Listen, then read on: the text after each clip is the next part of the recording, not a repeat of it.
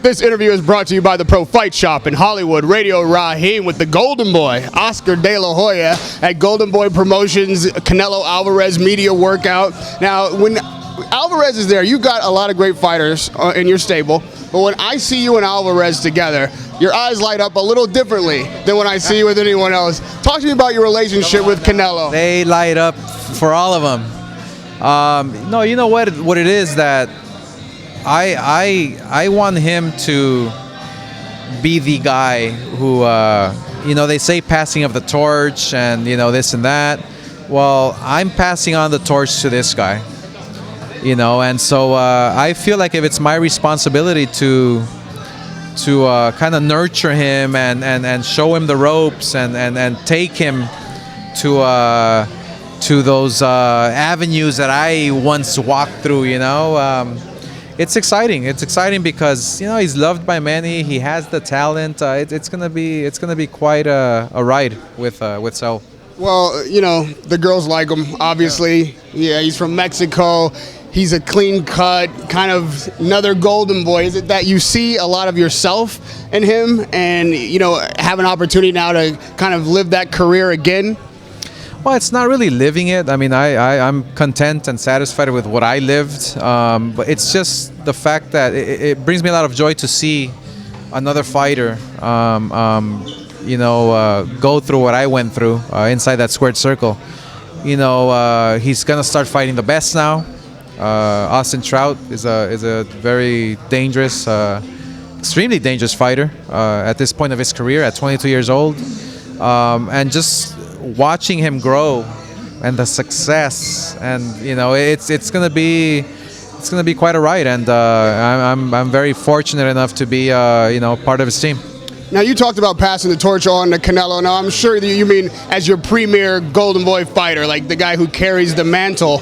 Right now, obviously, Floyd Mayweather is at the top of the game. He's pound per pound, best by most, considered best by most. But he's not really a Golden Boy fighter in the sense that, you've nurtured him in that and you brought him up. What's your relationship like with him? How is it doing business with Floyd Mayweather from that standpoint? What I mean that, him being the premier fighter of the Golden Boy stable, every fighter is the premier fighter on our Golden Boy stable. We treat every fighter the same.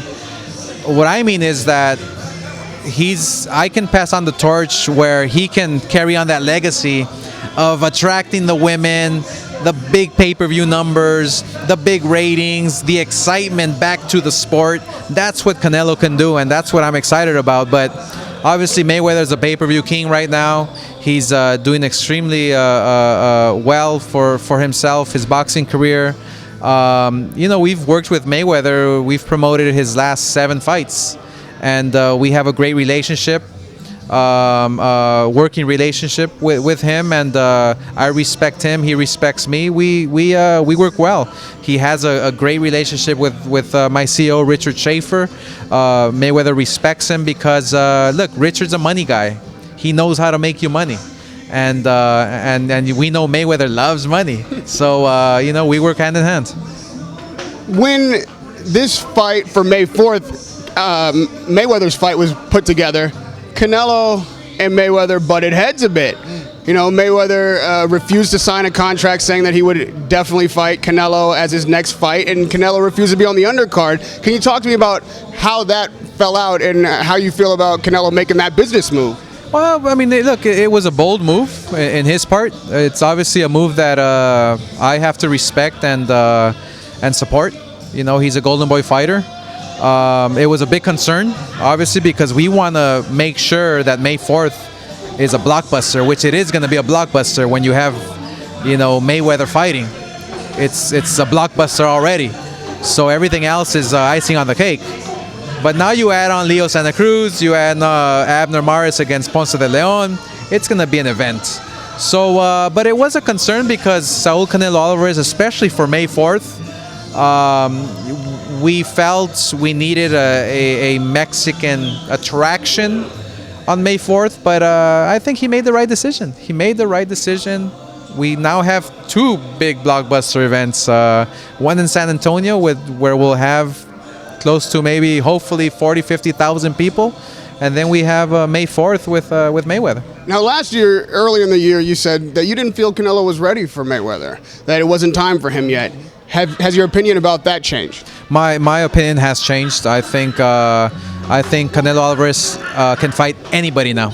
Anybody. You bring on anybody at 154, and I will, without blinking, just make the fight happen. He's matured. He's learning. It's still a learning process, which is actually very scary because at 22 he's just so advanced, and everything he does inside that ring, even outside the ring, he's just poised and focused and determined. There's something special here, and I think eventually, look, if you want to fight the best, if you want to be the best, you got to fight the best. So is Mayweather fighting the best? Look, obviously everybody has their opinion. Like Mayweather says, I'm 43-0 or whatever he is, and nobody hasn't beat me. There's a lot of challenges out there that he can face. Is he facing them? I don't know. I just want to promote his fights. On this Canelo Alvarez Mayweather thing, last aspect of it, being the phenomenal fighter that you have been, you've been in Canelo's camp, you've even sparred with him. I didn't spar with him. That's a rumor. That's not true. I was gonna spar with him, but I saw him sparring. And I said, no, I'd rather not. Yeah. So what have you seen in him since last year? Since this time last year, what has he added to his game? What aspects has he developed that you say, okay, well, now he's ready? Well, see, one thing about Canelo, he's a strong guy. That's a given. But his boxing ability, his waist movement, his jabs, I love his jabs. He's got a strong, fast jab. People are going to be surprised of how fast he is, April 20th, the speed, the timing, but his footwork, his waist movement is going to be very surprising to a lot of people, especially with Trout. But I think he's just maturing and progressing at such a rapid pace, and he's only 22, so that's the exciting part about it. Well, you've decided to take on a career outside of the ring that is also very competitive, that, you are at, I believe, the top of your game there right now as well, but it's contentious. And with this new Showtime deal, you've got Mayweather pay-per-view coming up, and we've already discussed whether or not he's fighting the best. First off, do you think that the deal with Showtime and the fact that you were coming to the end of the career, your position in boxing as the promoter, are we going to be able to put more pressure on Mayweather to maybe pick the fights that fans want to see? Well, there's no pressure that you have to put on. Mayweather's gonna fight the best. He has fought the best. Every fight he's had, like a Victor Ortiz or Ricky Hand, they were on top of their game, and he's fought and he's beaten. I think, are we going to see a Canelo Alvarez Mayweather fight happen? I hope so, and I feel it will happen. Mayweather understands that he's at the tail end of his career. Okay, he has maybe less than 10 fights to go, so he knows, in order to make the big money, in order to secure his legacy, in order to solidify, of being the best, he has to continue fighting the best. So, are we going to see a fight with him and Canelo? Absolutely.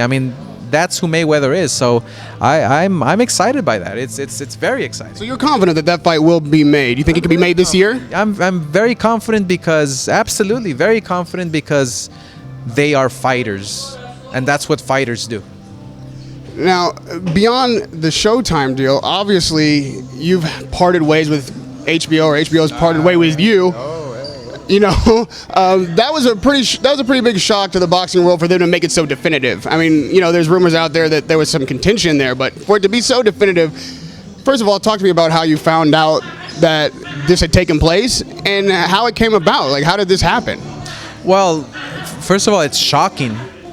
For a company like HBO, who is in the boxing business, to not work with the biggest promoter in the world.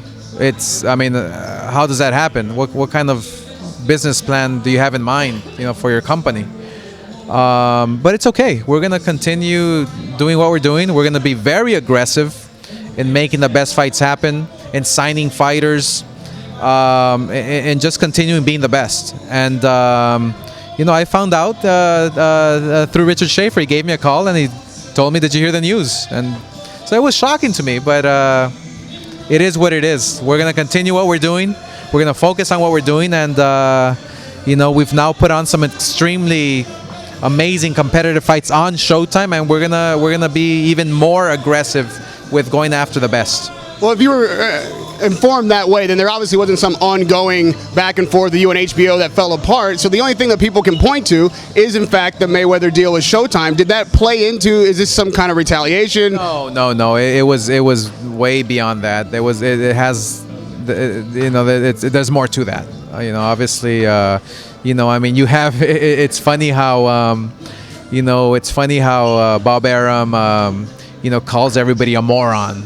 I remember when he was calling all the executives at HBO morons, and now they're his best friend, I mean, it goes way beyond that. It's all strategized. It's all, behind the scenes orchestrated, but it's okay.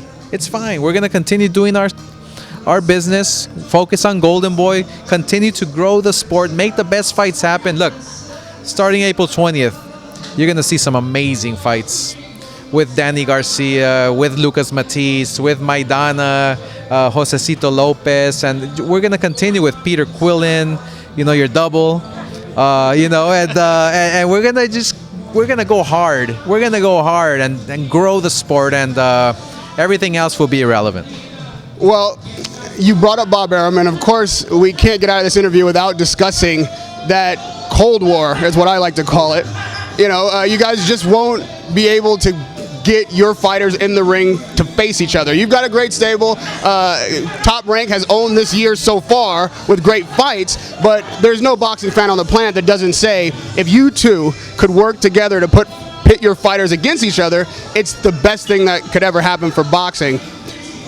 First of all, do you agree with that? And secondly, is there any way that you think that this feud could be worked out?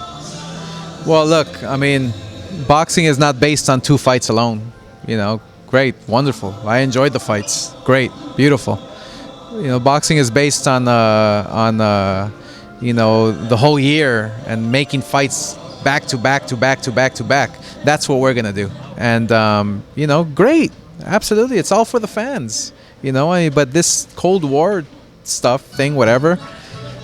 Hey, let him have his Cold War. Let him, focus on his business. We're gonna focus on ours, and we'll see who prevails. And lastly, Oscar, with all this talent in your stable, and you again being a fighter, the antics that your fighters at Golden Boy have displayed somewhat recently, do you pull your fighters to the side and talk to them about how to handle themselves in the public, how to deal with the limelight and their career? Do you guide them in that way? I don't get involved. I don't really make it too personal, but maybe we'll have to start. All right, fair enough. Oscar De La Hoya, it's always a pleasure. Thanks for the time. Radio Rahim with the Golden Boy, Oscar De La Hoya.